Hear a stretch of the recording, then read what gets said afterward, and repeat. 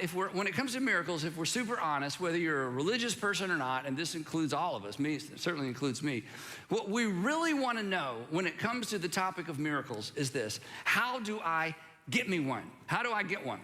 Or how do I get one for somebody I love and somebody I care about, right? For somebody that's close to me, which is totally legitimate. In fact, we talked about in week 2 that we are invited to come to our Heavenly Father with all of our requests, regardless of how unreasonable they may seem. So this isn't a diss for those of us, people who are praying for miracles. As I mentioned, Sandra and I are currently praying for 2 people specifically that are unrelated, that they would get their miracle.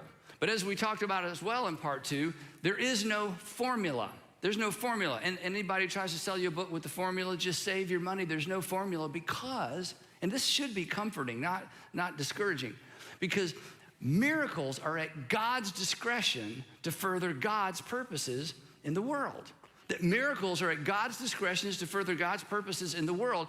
And aren't you glad that the miracle you prayed for when you were 15 or 16 didn't happen, because when you were turned 36 or 46, you look back and you're like, thank God he did not answer that prayer, right?